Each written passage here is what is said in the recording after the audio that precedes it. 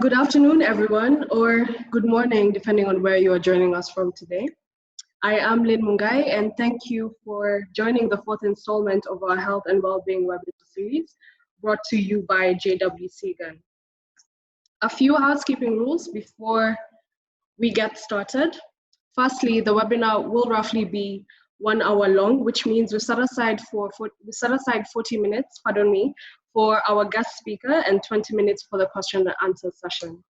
You should be able to see a Q&A box at the bottom of your screens. So during the webinar, should you have any questions, feel free to pop them in there and we'll get to them during the question and answer session.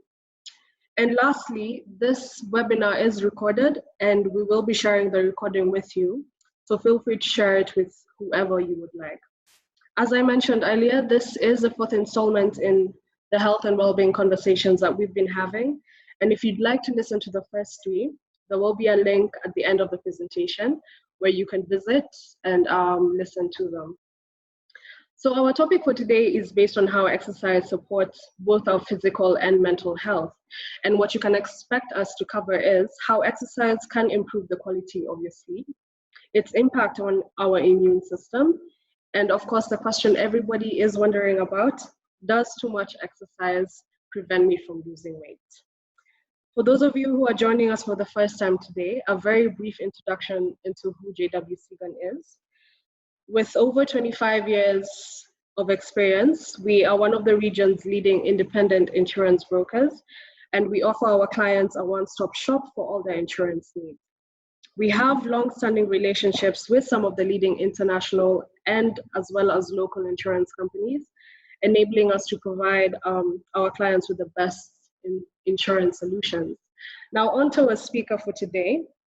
We are joined by the lovely Dr. Yolande Coombes, who can I add we are very happy to have again. She is becoming a household name where JWSeagon and webinars is concerned.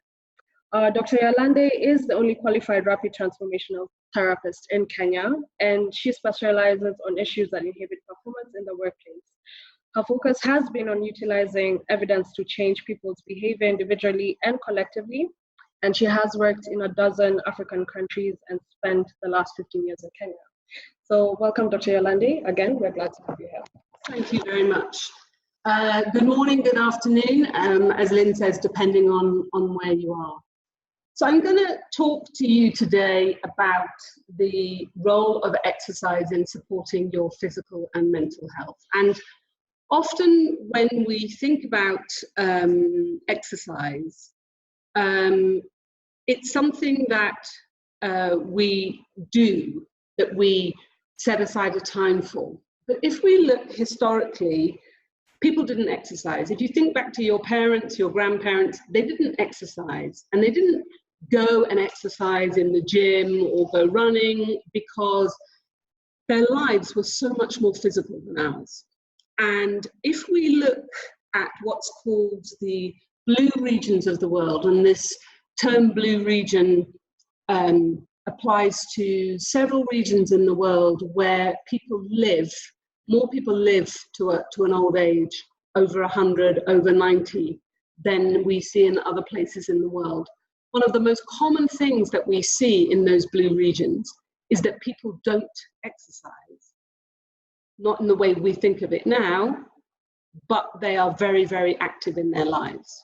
And that's kind of how our bodies were designed for. Our bodies were designed for regular and repeated movement and action, and not for an hour of pounding away at the gym, which is what we do now to fit into our busy schedule. So this might sound counterintuitive, it might sound very different to what you've learned, but I'm going to explain why. But having said all that, exercise is essential for weight control. It is incredibly important in preventing diseases and even in helping you recover if you exercise in the right way. We know that exercise improves your mood. Exercising can boost your energy, even though we think maybe we're going to feel tired afterwards, we actually get an energy boost. And exercise leads you to better sleep. And sometimes when I'm working with people who are going through any kind of emotional problem, whether it be anxiety or depression, stress, burnout, we talk about getting back to basics. And the basics are these. They are sleep, which we have already covered in a previous webinar. They are making sure you eat properly, and then exercise is the other one. And these are things that we need to do, but we need to do them in the right way. So let's move on, and I'll take you through. So, weight control.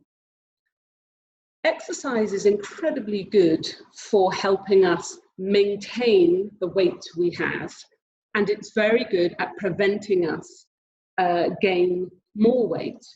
And I'm sure you've heard this, that basically your weight is a function of calories in over calories out. It's a simple formula. If you are eating too much, you're going to put on weight. If you're eating too much and not exercising enough, you're going to put on weight. But to reduce your weight through exercise alone is incredibly hard to do. So for example, if you eat a cookie, yeah, 100 calorie cookie, that's going to take you about half an hour of running to get rid of, yeah? So for every pound or every half a kilo that you are overweight, you are going to have a calorie deficit of around about, I think it's 1,000 to 2,000 calories, yeah? So it's incredibly hard to exercise that much, because it means you would need to exercise for hours to lose that weight. Diet has a much bigger impact on your weight. For example, 3 samosas is equivalent to the daily calories that a woman should take.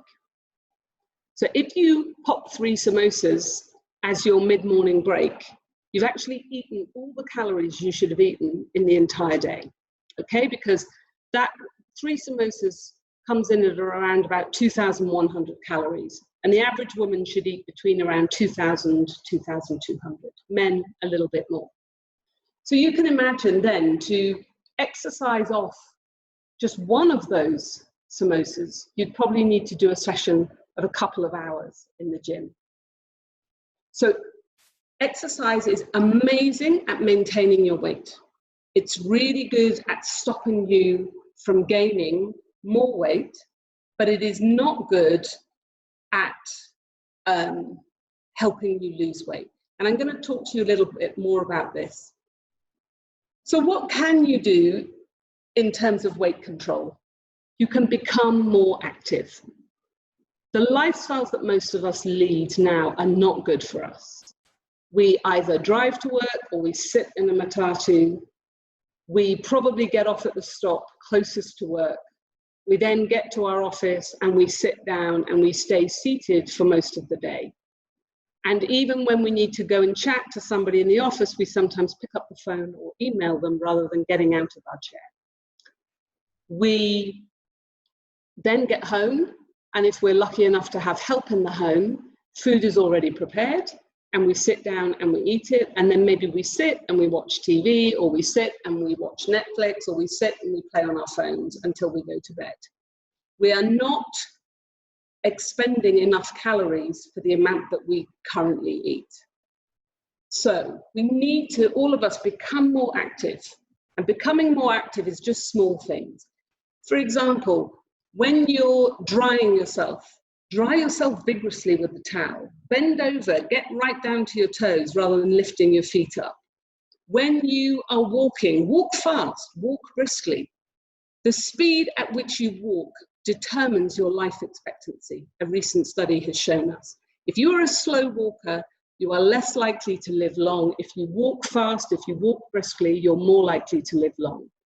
Another thing you can do to see how fit you are, there's a couple of small things. One is, can you walk a mile on the flat in 15 minutes? So that's 1.6 kilometers. Can you do that in 15 minutes? Not uphill, but on the flat. If you can't walk at that pace, then you are unfit. That's an easy way to decide how fit you are. The other way of understanding how fit you are is how quickly does your heart rate return to normal when you've done a bit of exercise. But becoming more active means doing things like climbing the stairs rather than taking the lift. Set yourself a rule. So a rule might be that you will only take the lift or elevator if the floor you're going to is more than 4 floors away. And if it's under 4, you'll take the stairs. If you set yourself these little rules, you become more active. And the key about exercise is consistency if you want to control your weight. So let me move on and talk about why exercise is good for us in terms of disease control. Exercise boosts our good cholesterol. So we have HDL and LDL, and we want more good cholesterol because it helps to mop up. It also decreases the amount of fats, triglycerides in our blood.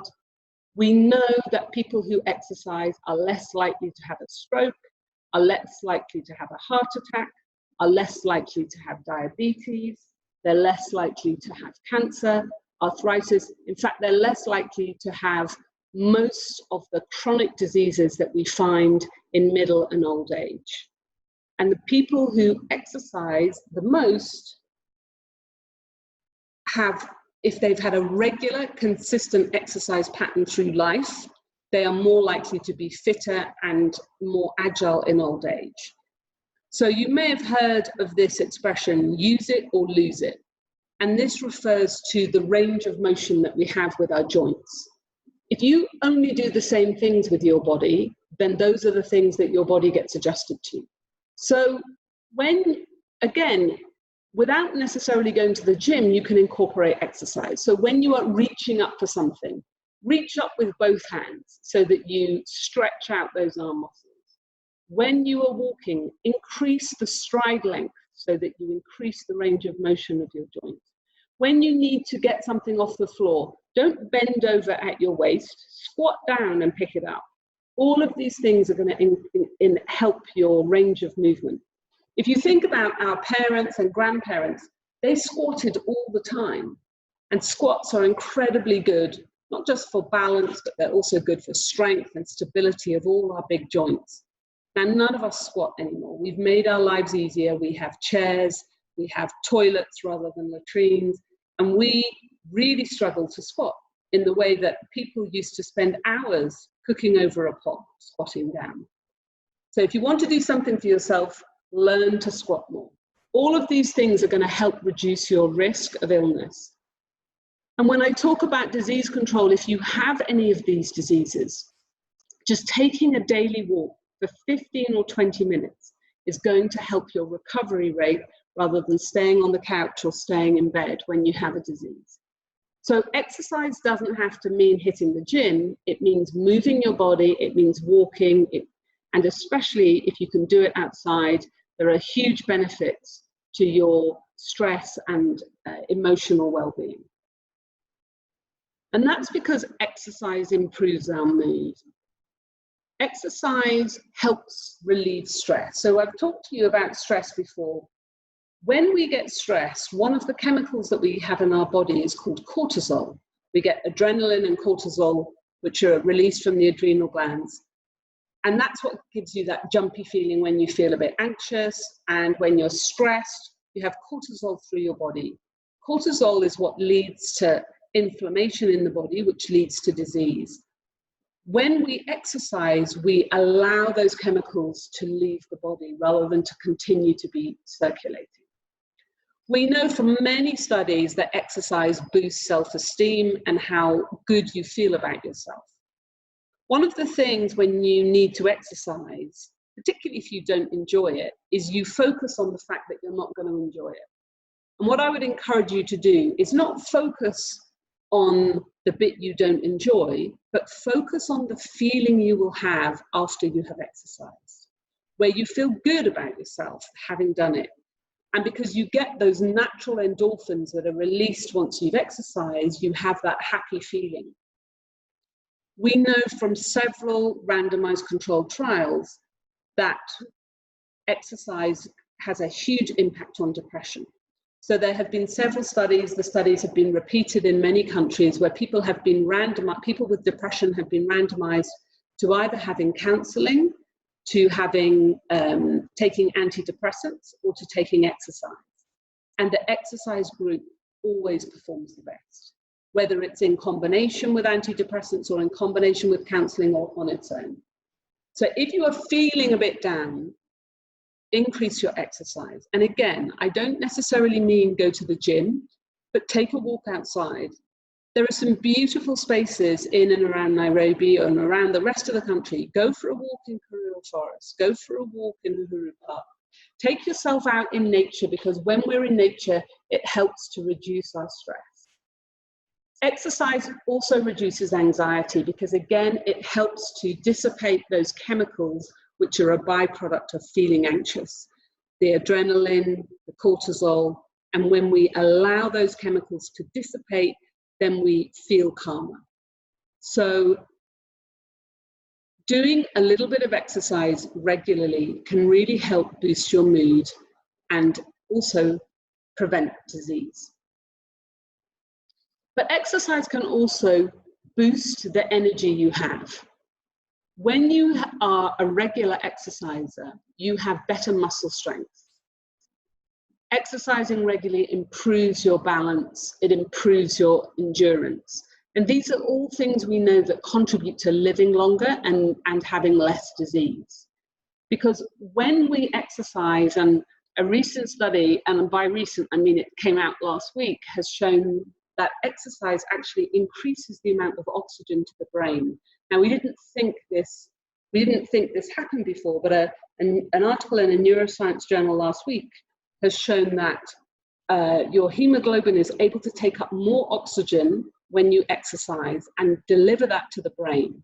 So what does that mean? It means you're thinking clearly, it means you are being able to cope, you're more resilient, but it also means you are less likely to get neurodegenerative diseases, such as Alzheimer's, such as senile dementia. So exercise also improves your brain health, and that increased oxygen to your whole body just helps to improve the whole system. Exercise really helps boost your energy because it improves your heart and lung function. You have to remember that the heart is a muscle, and that muscle needs to be exercised just like any other muscle. And again, you don't need to push it to its maximum, but you need to elevate it, you need to increase it, you need to make sure that your heart rate goes up a little bit. And if you have any sign of heart disease, or if you're worried about your heart, you should get it checked out before starting any kind of exercise program. If you haven't been a recent exerciser, go for a checkup before you start an exercise program. And if you ever get any sign of discomfort in your chest when exercising, stop immediately and go see someone. But remember, exercise is not all or nothing. You don't suddenly have to start running marathons in under 2 hours, but you need to be able to just move your body, walk more, do more, be more active. When you exercise, you sleep better. We know from a range of studies that one of the most important things that exercise does is it improves the quality of the sleep we have. And by quality, I mean that you go into deep sleep and that your sleep cycles are more regulated. You're more able to fall asleep. And remember that your body does a lot of repairing when you are in deep sleep. So if you are somebody who does exercise regularly, it's incredibly important that you sleep well, because all your muscles need to be repaired. If you want to build muscles, you need to sleep well. And the reason is this, that in order to build muscles, when you are doing weights, when you're doing any kind of strength or conditioning training, your muscles tear a little bit when you push them to excess. And then as they repair, they get bigger. That repair only happens at night when human growth hormone is at its maximum. And that's the role of human growth hormone once you have stopped growing, is to help you repair your cells. So if you are a keen exerciser, it's really important that you get between 7 and 9 hours of sleep. Exercising regularly also helps the how long you sleep for, and as I said, allowing you to fall asleep faster. Some people, if they exercise too close to bedtime, it disrupts their sleep. And that's because you get a boost in some of those chemicals, you get that boost in energy, you get those endorphins, that natural high. And if you're exercising just before bed, you're going to take a bit of time to come down before you go to sleep. One of the best times to exercise is late afternoon, early evening. Some people like to exercise first thing in the morning because it becomes a regular habit and they get it done. And if you are somebody who enjoys doing a particular exercise, going to the gym or playing a sport, it's great if you find a good time to fit that in. But if you're new to exercise or returning to exercise, remember, it's just about becoming more active every single day. And that's what's going to help you. So I talked a little bit about this increased brain function. So we know that even if you just exercise for 20 minutes, and I'm not talking about hard exercise, but I'm talking about a 20-minute walk, that's going to improve your brain and memory function. We know that if you are a regular exerciser, you also are able to think much faster. Your speed of being able to make connections. Different areas of your brain light up. One of the things, if you're a regular exerciser, you will know is that when you are exercising, you sometimes get great ideas. You're able to problem solve. And part of the reason is this, that when you exercise, you tend to go into an alpha brainwave, which is a more creative brainwave. It's the brainwave of meditation, it's the brainwave of hypnosis, it's the brainwave of prayer. And in that brainwave, you are able to make connections between the different parts of your brain more easily. And so sometimes it's useful to think of exercise as not as something that's taking you away from your work, but that's something that you're doing to help with your thinking. So take a little walk at lunchtime from the office, particularly if you have a problem to think about, and you will find that having that walk is going to help you solve that problem better than if you stay at your desk. So we know that exercise increases the cells in the hippocampus, which is the area of the brain that helps us with memory and learning. And we know that if you are a regular exerciser, you have better focus and resilience. So there have been a number of studies done which show that children who exercise regularly in school and teenagers that exercise regularly perform better in their exams than those that don't exercise. So for those of you who have children who are going to do exams, encourage them to get out more, encourage them to exercise, encourage them to participate in whatever sport or whatever activity they want to do, because it's actually going to boost their performance and their grades if they are regular exercisers than if they are only focused on working. So, as I mentioned, for years we've been told you need to burn more calories than you take in and you'll lose weight. But as I said to you, burning calories is incredibly hard, and to this day there isn't a single piece of evidence that shows you that exercise alone helps you, will allow you to lose weight, and certainly not sustainable weight loss. So as I said at the beginning, exercise is incredibly good at maintaining your weight. It's incredibly good at preventing your gaining weight, but it's not the best for weight loss. 80%, some studies say as much as 90% of weight loss comes from diet. And exercising, you should do it, but for other reasons, to improve your sleep, to prevent disease, to help your mental well-being. But it's not necessarily the best way for weight loss. And why is this? Well, it's back to what I said about when you're trying to build muscle. Muscle gets built by tearing it and then repairing it. And in the process of tearing muscle, we get inflammation in the body. When we put the body under too much stress, the heart, the lungs, every system in the body, then we get inflammation.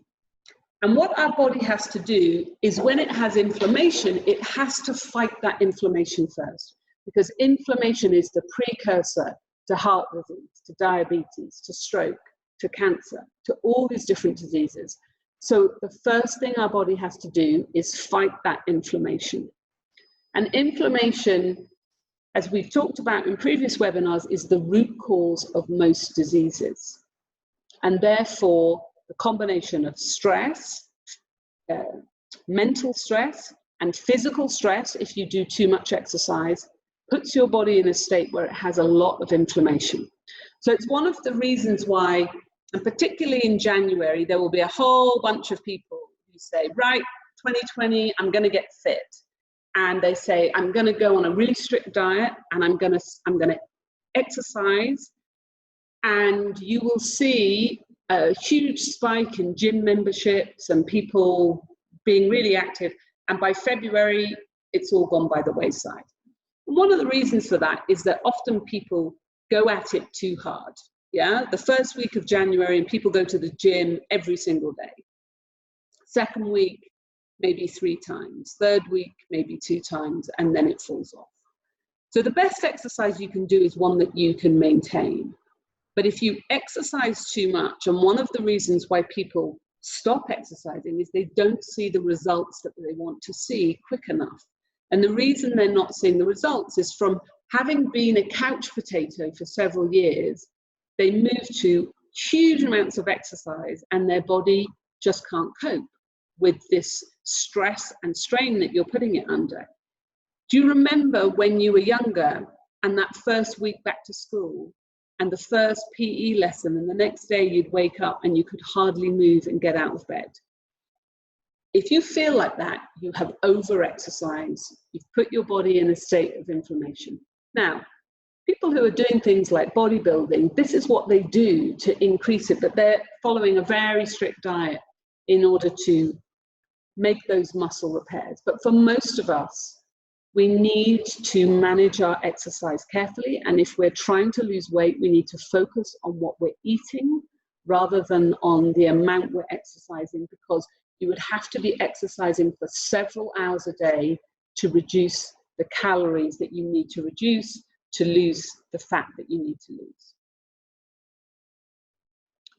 So how should you exercise? There's a lot of really good evidence on how we should exercise.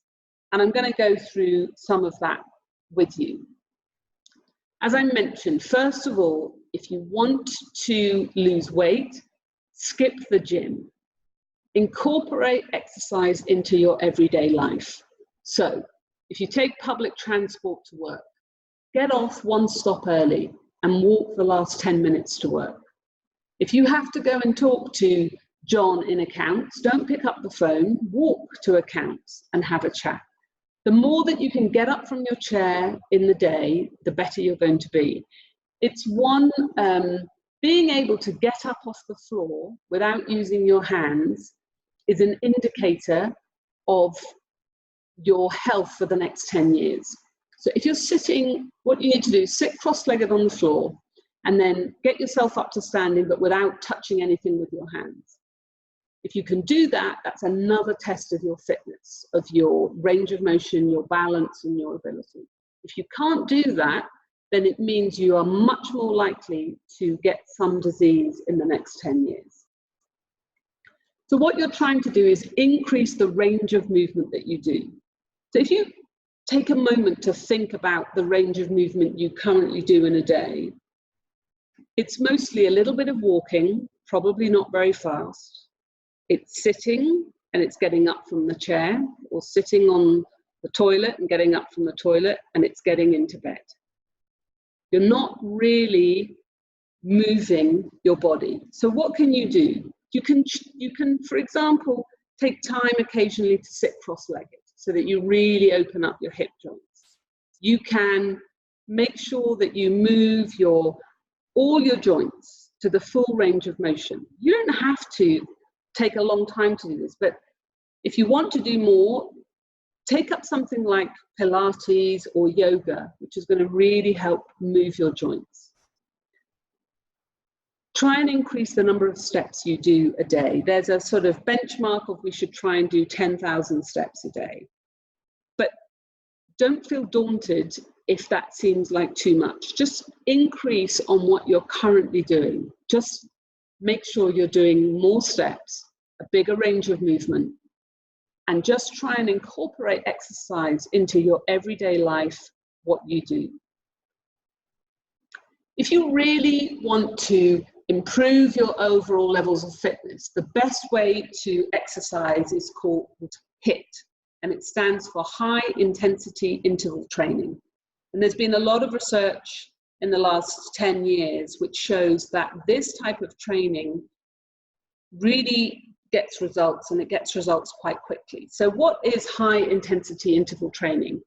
It is training at a pace where you, for example, you do sets of exercise.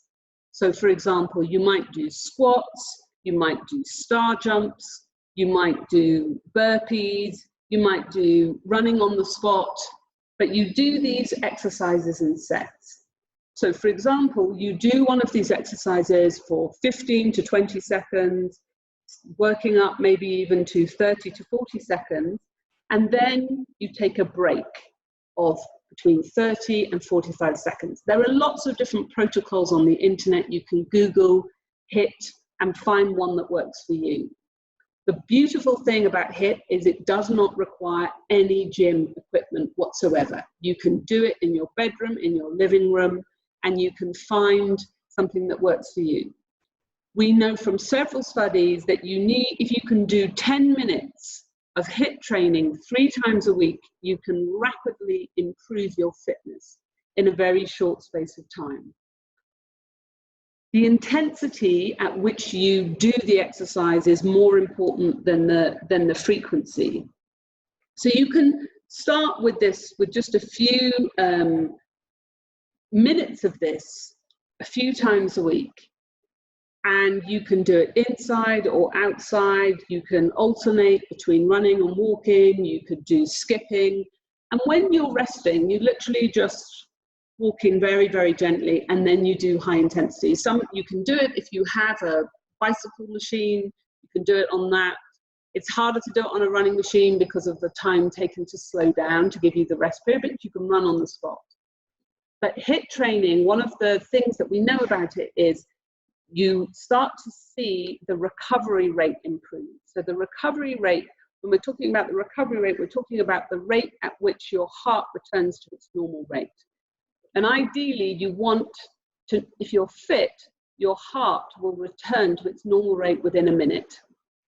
The more unfit you are, the longer the period it will take for your heart to slow down. If you've ever had an exercise stress test, that's one of the things that they're measuring, is how quickly does your heart return to normal. So HIIT training includes both cardio and strength, but strength is normally resistance with your own weight. So for example, doing something like squats is building the muscles in your legs, in your glutes. So you can include both cardio and strength training, or you can do with light weights. If you don't own any weights, pick up 2 tins of baked beans, they'll do as weights. There's many ways that you can, or fill up some water bottles with water, and they can become your weights, and you can add. One of the key things about exercise is that you have to constantly be doing more. So if you've had the same exercise routine for the last 5 years, it's not pushing your body, yeah? So whatever you're doing, you need to try and go a little bit further, or a little bit more time, or a little bit stronger weight, in order to just increase what you're doing, and that's going to have a huge benefit on your body. Your body gets used to what you do, and once it's got used to what you do, it stops putting in the same amount of effort. So try and increase how you want to do, the amount that you want to do. It's really, really important that you have rest days. A lot of people go to the gym every day, and that is not good for you. So if you've been over exercising, you'll actually need to rest if you want to lose weight. You'll need to take some rest days. As I mentioned to you, all exercise produces this inflammatory response, and that inflammatory response slows your metabolism. Your metabolism is the rate at which you digest food and the rate at which you convert it into using energy. If you have a high metabolism, you are less likely to put on weight. If you have a low metabolism, you are more likely to put on weight. So as I said, make your workouts harder, not longer, and make them more frequent. And if you can do HIIT, it's going to help you. With by increasing your metabolism. Because if you do HIIT type of exercises, it supports your metabolism without increasing the amount of inflammation. So if you restrict your body too much on a diet, for example, where you do a really, really low calorie diet, for one, it's really hard to keep the willpower to do that. But it also puts your body in a constant state of inflammation. So sorry, if you exercise every day, that puts your body in a constant state of inflammation, and that is also too restrictive on your body.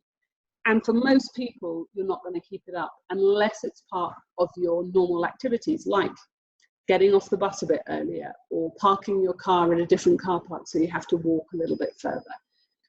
And those exercises that you can maintain and be consistent at are the ones which are going to be much better for your body. So let me finish there and we can open to any questions. Thank you for that, Dr. Yolande. Very insightful. I've always been one of those people who think that I can get away with eating 3 samosas in a day and not do too much about it. So at this point, we are going to go into the question and answer session. As I mentioned earlier, there is a question and answer box at the bottom of the screen. Just type in your questions in there and we will try as much as possible to answer each and every one. So I'm going to start with one that was sent to us way before the webinar. It's from Angela, and she says, my thyroid was removed and I'm on meds for 2 years now. Could that be hindering the weight loss? I have also pain on both my knees for some time now, which is making it harder for me to exercise. She does say she's 88 kgs and would like to slim down to 65. Is there any way we can help her? Yeah. So the first thing is with the knees. For every kilogram that you are overweight, you put an additional 5 kgs of pressure through your knees. And so if you are overweight, it's not surprising that your knees are really struggling with that. So if you imagine, if we were to go on a hike and you had to carry a rucksack of 20 kgs, which is like carrying a suitcase, yeah, you would be complaining next to the people who were not carrying it. Well, if you're overweight by 20 kgs, that's what it's like. You're carrying a suitcase around with you, and you're putting that stress through your knees. So the best thing you can do is find a form of exercise that takes the weight off your joints. So there's 2 things that I would recommend. One would be cycling, either on a stationary bike or take up cycling. And the other thing is swimming, because when we're in water, there's no weight through our joints. So those movements are going to really, really help. The other thing is just to start walking a little bit more, start being a bit more active. And you're absolutely right, having your thyroid removed is going to have an impact on your weight and on your weight loss journey, but it doesn't prevent you from losing weight. It makes it harder. But remember, 80 to 90% of weight loss is what you eat, not your exercise. So if you want to lose that weight, you're going to have to look at your diet to see where might you be going wrong. And in general, people go wrong in 2 main ways on their diet.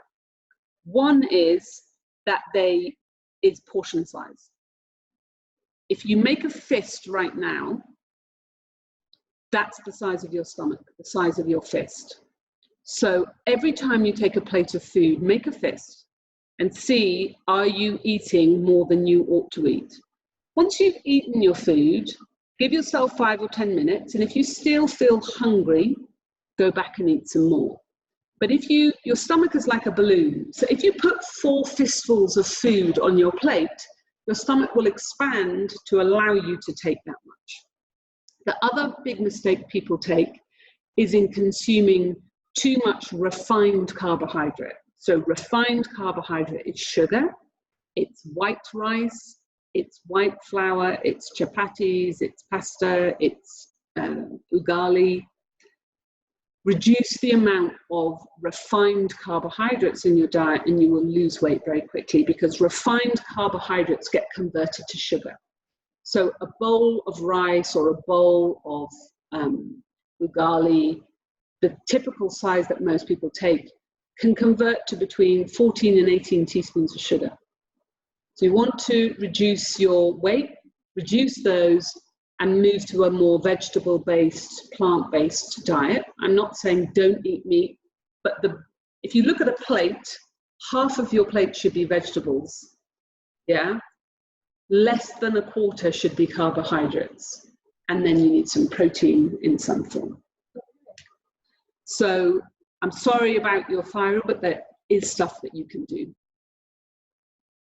Okay, and another question that did come in, new mothers, somebody who's trying to lose the baby fat after getting the baby. Is there a regime that they can follow to help reduce that? So when you're a new mother, if you're breastfeeding, and I would encourage you to breastfeed, you will lose weight, okay? Because in order to make that milk, that has to come from somewhere.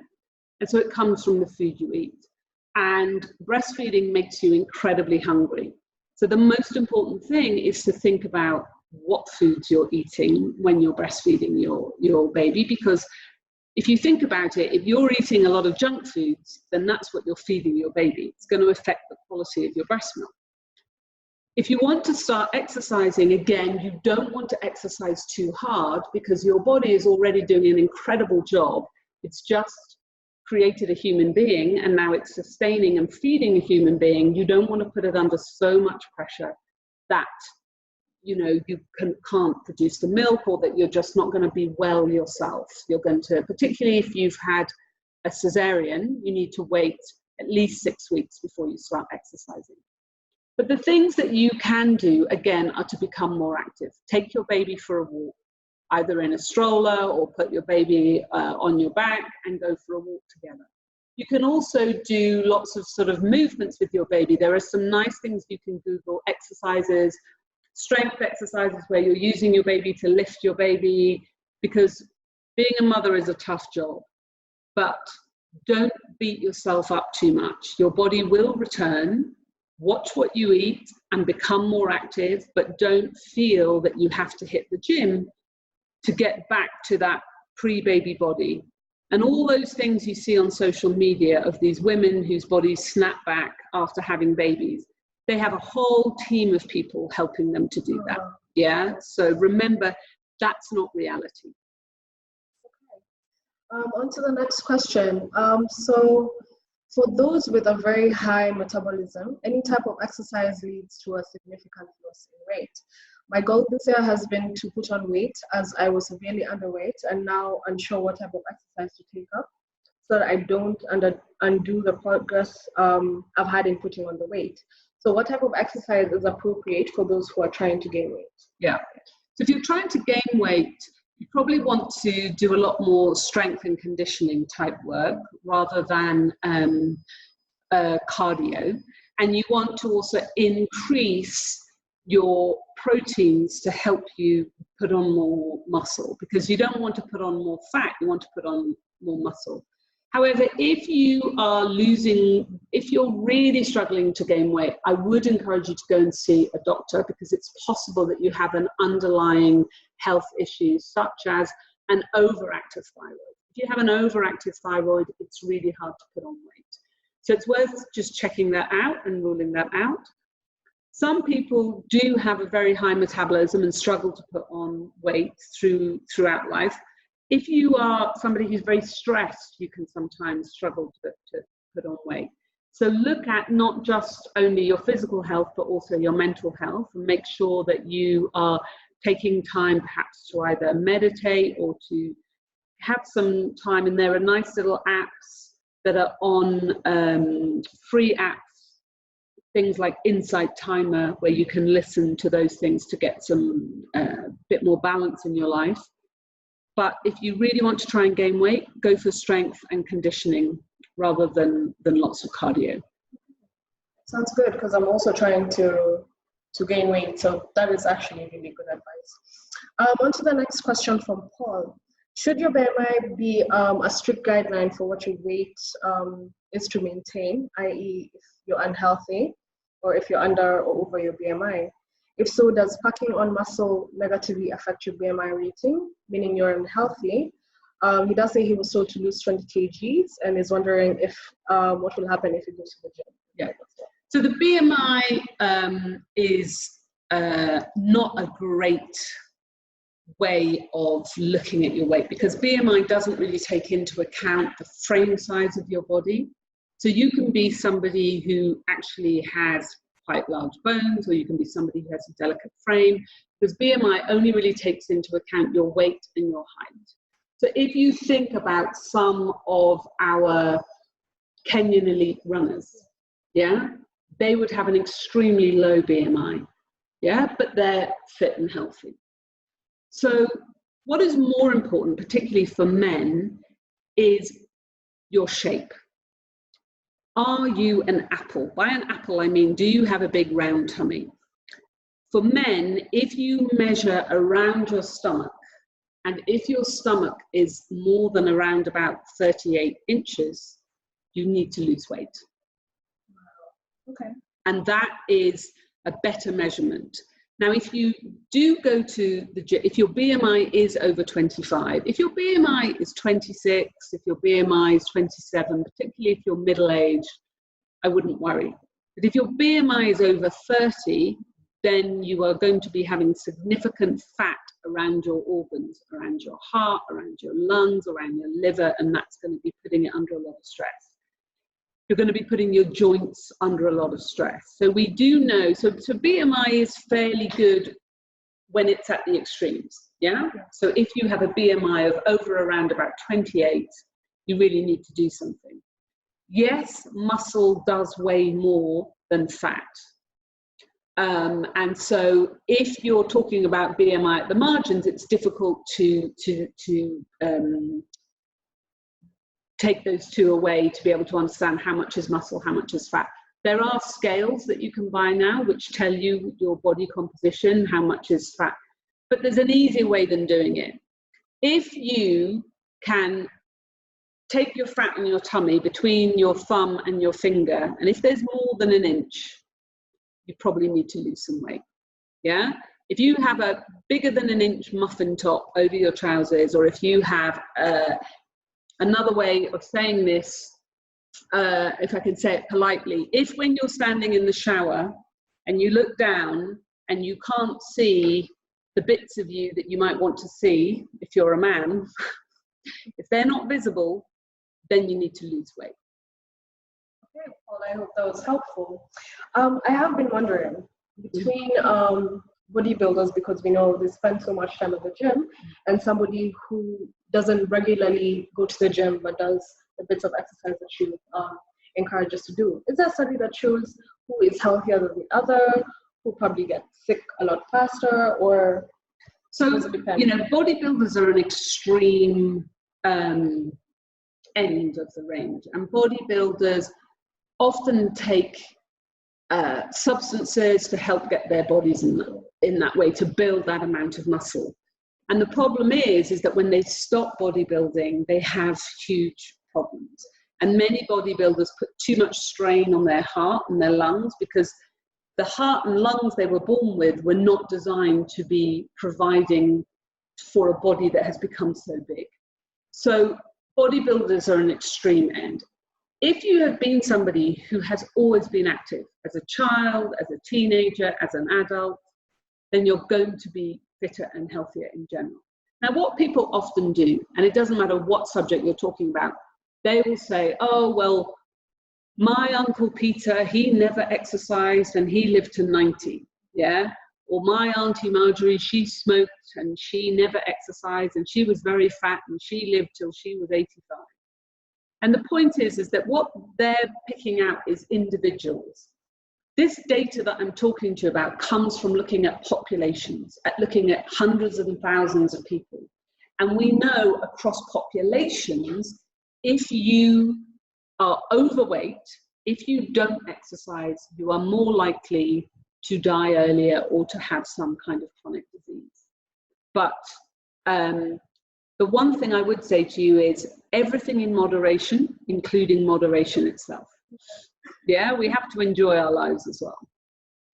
And the next question, is it advisable to keep up exercise while pregnant? And if yes, what type of exercise?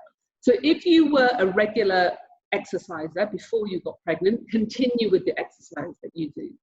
And it's okay. You do need to be careful with if you're, for example, playing a contact sport. So if you're a regular hockey or netball player, you may not want to do that after about the 4th or 5th month, in case there's contact and you get knocked over.